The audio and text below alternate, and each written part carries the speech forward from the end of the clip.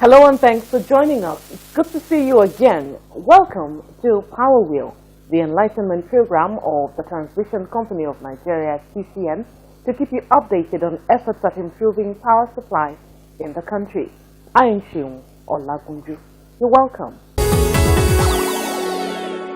Since the exit of Manitoba Hydro, the management contractors of the Transmission Company of Nigeria, TCN, the government has taken steps to ensure effective management of the power entity by indigenous management to ensure the delivery of its mandate and improved power supply.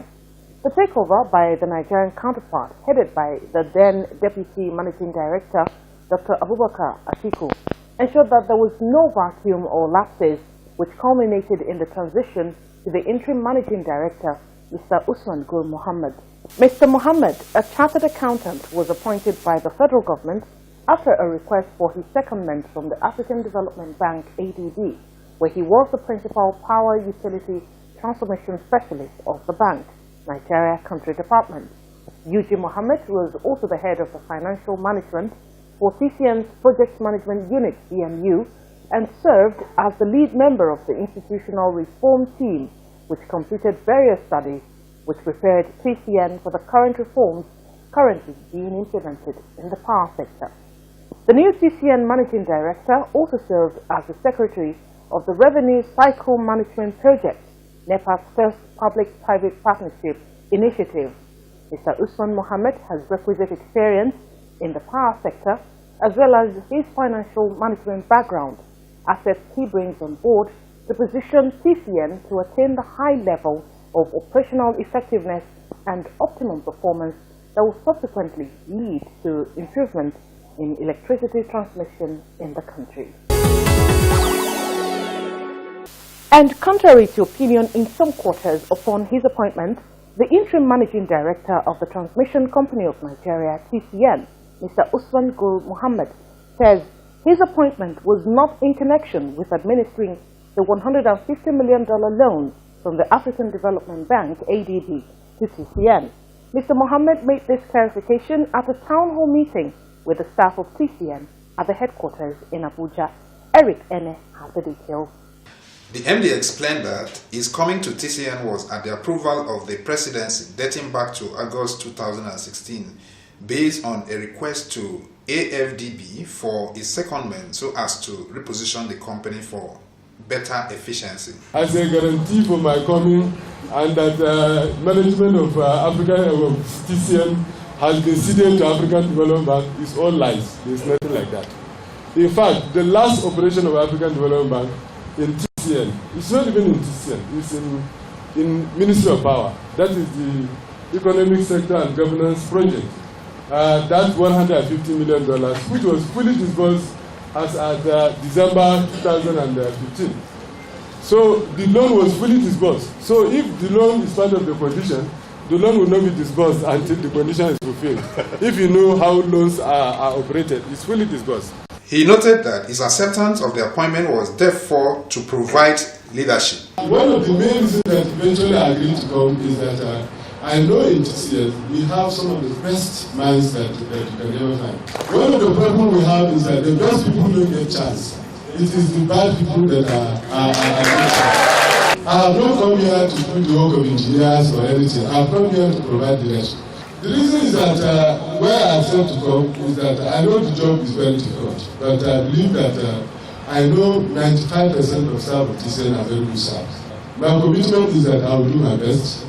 I will encourage the best that I know in TCN to come out and do their best. So if we collectively agree to take a decision on ourselves on how to move forward, if somebody says do transmission a problem, we should be able to tell that this is the backline that we are going to solve the problem. On the issue of revenue accruable to TCN, the MD explained that tariff to TCN has to be reviewed, noting that if TCN has appropriate tariff, it will enable the management to service the equipment, expand the network, and pay the industry wage that will attract the best in the industry for optimum performance. If you look at our tariff now, the tariff of NAC, TCN, that tariff is wrong. It's a wrong tariff. It's based on energy. It's based on energy. If you go all over the world, this transmission tariff is supposed to be 90% fixed cost and 10% energy. So we have to go increase the tariff. We have to work to ensure that our money that we are generating should be able to service our equipment. We should be able to also, out of that money, to expand the network. If we want to do it like that, the current the current tariff cannot sustain that one. So we are also collaborating with NAC to ensure that we have the tariff reviewed so that we can be able to service our equipment. We should be able to extend the network, and above all, we should also be able to pay the industry wage. He promised other key reform like streamlining accounting procedures, ensuring better market operators transparency, blacklisting of non-performing contractors, and bringing on board more donor agencies to fund some of the TCN projects.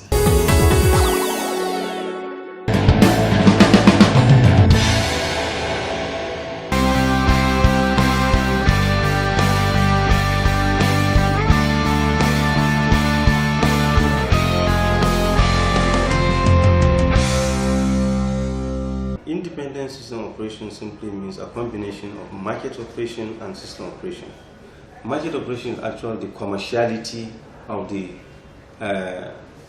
electricity business, while system operation is actually rules and regulations guiding the evacuation of the transmission, evacuation of the generation, transmitting it on the transmission network, and then delivering it to the power distribution.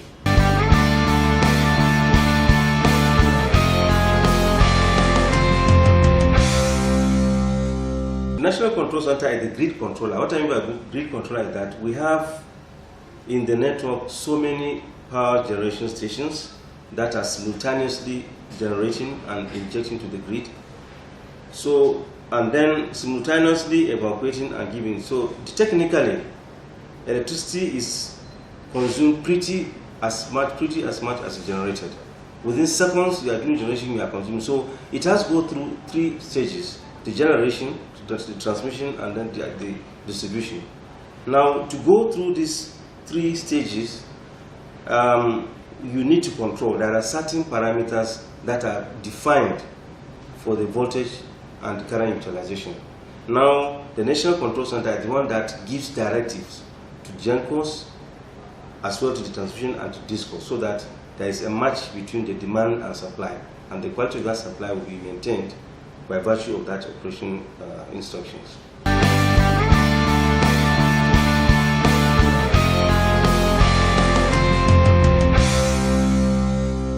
Operations, I would say, is okay vis-a-vis the available infrastructure. The transmission network is kind of combined scenarios. In the southwest in particular, it's ring circuit. In the southeast is semi-ring, while substantial part of the north is radial. What I mean ring, the ring nature of transmission provides for power reversal in terms of flow. Maybe if there is a break at a point, you can now flow the power in the other direction and it will still reach the customer. But if you have radial, the moment that radial line is off the grid, then the whole customers behind that line, they will be in blackout. So it will be good for the operations to have everything ring system. Because of this radial nature of the transmission in some parts of the grid and semi-radial, we are not able to push power as required by the customers. So there are certain limitations to the extent of which you can supply power to DISCOs through this radial nature of the network.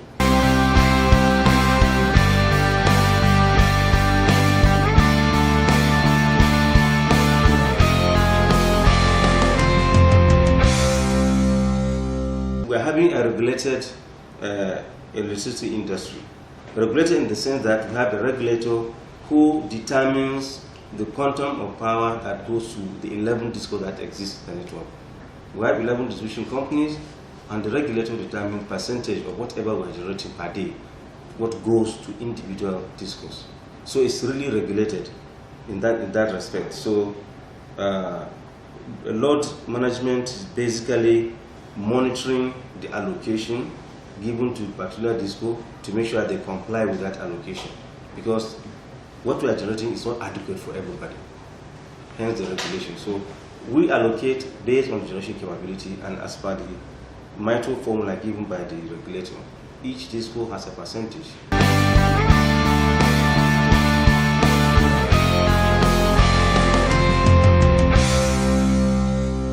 One critical thing is that the load should not exceed what we are generating at any point in time for the grid to be stable. So that is one criteria. But then the allocation was done based on the existing infrastructure per that disco, existing infrastructure, both transmission and distribution. So percentages are noted to the discos based on, maybe I will explain better. If say we have X number of megawatts, for instance, now we apply the formula. Let's say Abuja is having 11%, so we take 11% of that X, and that would allocate to Abuja disco, and we monitor to make sure I don't exceed that. Because what we are generating is not adequate for the whole country. So that's why it has to be monitored, it has to be regulated for the system to be stable.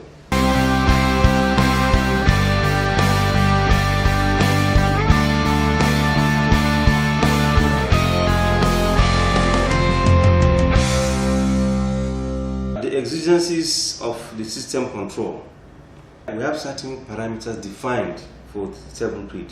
First, there is what we call the frequency, which is supposed to be 50 Hertz almost every time. That's the ideal. And we also have the voltage. Though localized, we have the 330 kV voltage, we have the 132 kV. All of them are having some statutory definitions that if they go below that, the quality of power will go down. So whenever there is a turbulence in the system or a disturbance, for us, once frequency is going up, it means there is more load that is actually generated more than what is being absorbed. So we have to ramp down for the system to be stable. High frequency is not good for the system, it's not good for your equipment, and it can eventually bring about system collapse. So we have to ramp down to survive this system. After ramping down, then we can now ask them to take their normal load going forward.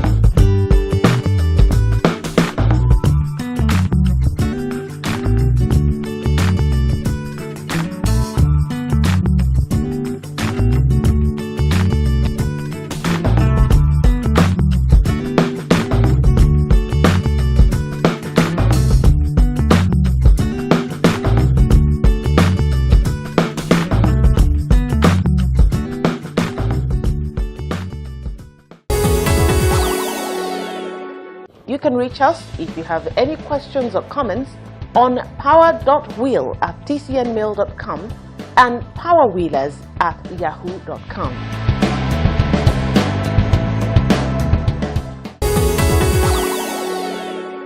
As part of efforts to achieve his mandate of repositioning TCN, the Managing Director, Usman Gur Mohammed, said regional officers will be empowered to manage the projects cited in their areas in order to enhance effective performance.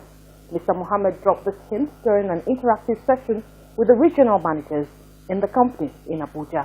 Here are details. We are going to appoint project managers in the regions so that the project can be supervised.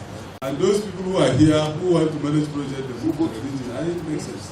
And if there is a vehicle for project, the project should also go with the person that is managing the project in the region. I think it makes sense. Empowering the people, I think we should empower the regions. Let's if we award contract in Abuja, whether it's a PMU project, whether it is, I don't see any reason why we sending somebody from Abuja to supervise a substation that they are building near PUK in Kano, when you have another engineer in Boso who can do it. I don't see any reason why. And those people should also go for factory inspection. They should go for everything that is related to the project. And if there is something attached to the project, including a vehicle, give them the vehicle. Because that's where the business is. And we reduce our costs also. Mr. Mr. Mohammed also noted the need for decentralization to ensure improved performance, while a strong monitoring and evaluation team would be set up to monitor the region's performance. We are supposed to empower the headquarters to have a strong monitoring and evaluation team so that we can monitor these people. But we should empower them. I don't see any reason why you have a project in Maiduguri and somebody is here in Abuja who supplies the project. It doesn't make sense. It's even costly for us. Because if you are moving from here, it's more costly than us. Isn't it? It's more costly. You understand? So let's empower the region. The MD also directed the project's monitoring unit and the project's department to blacklist any non-performing contractor and set up a committee to re-evaluate all contracts awarded to ascertain the level of work done. The meeting featured paper presentations from the 8 regional general managers on the major technical challenges confronting them. To emphasize the importance of these isolators they are very good. Some of them were installed in the 70s. These ones in those locations. They are not there and it makes it difficult for maintenance men to work. So because we have to save the life of men that are going to work,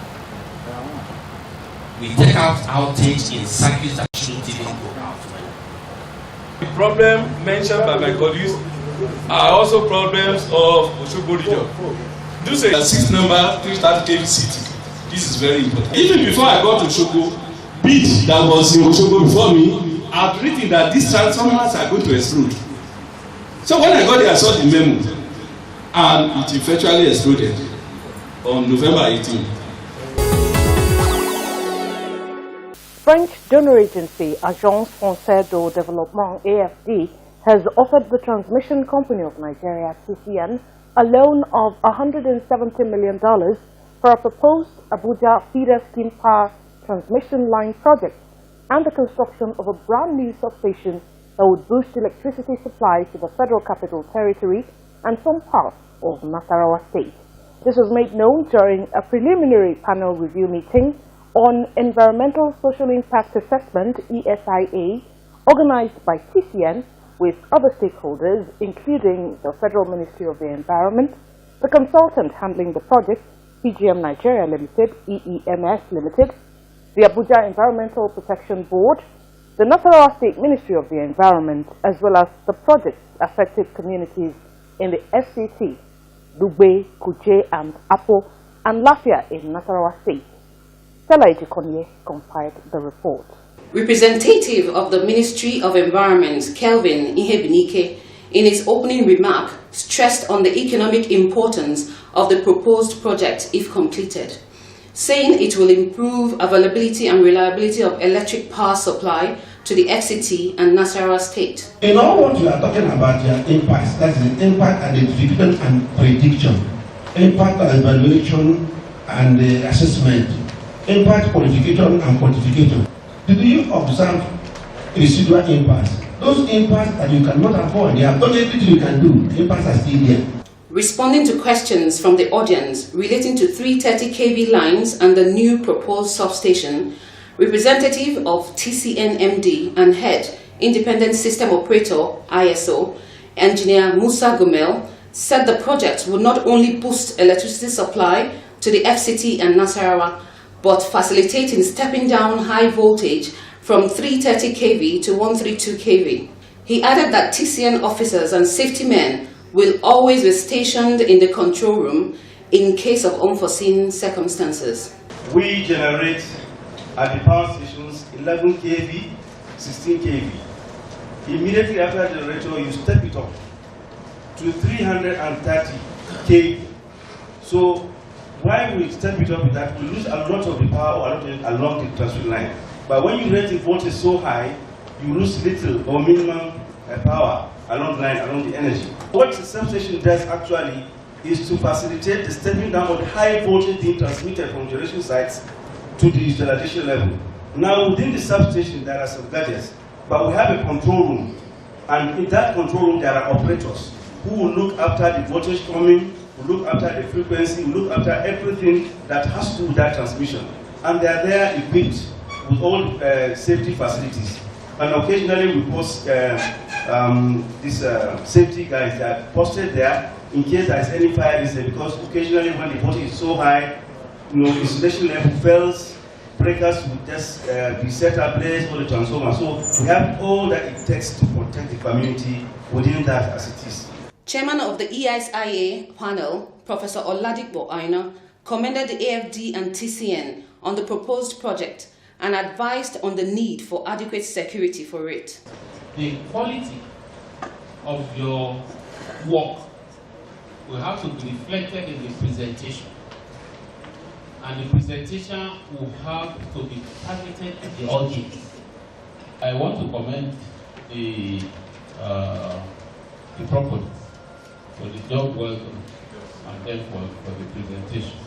The fund will be disbursed through the Federal Ministry of Finance as well as the World Bank that will monitor the project. The project will enhance reliability of power supply, which will in turn help to develop and promote small, medium and large-scale enterprises, thereby creating direct and indirect employment opportunities. It will also help to improve the security of lives and property, contribute to climate change through overall reduction of the use of personal power generating sets, and general improvement of the standard of living of the populace. The stakeholders commended the efforts of the TCN team as well as the consultants on their efforts at actualizing the project. The Transmission Company of Nigeria wrote letters to all its communities, inviting them for this public hearing. And, like I said, 3 rounds of consultation are taking place before this one. So this one is expert panel, technical review.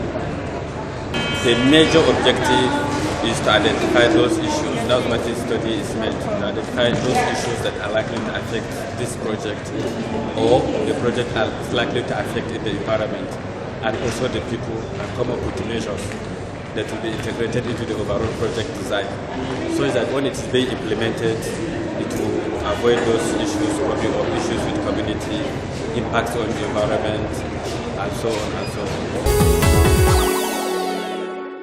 The Power Sector Communication Team, PSCT, the umbrella body for the spokespersons and information managers for the Ministry of Power and its agencies and parastatals, held one of its monthly meetings at the Abuja headquarters of the Transmission Company of Nigeria, TCN.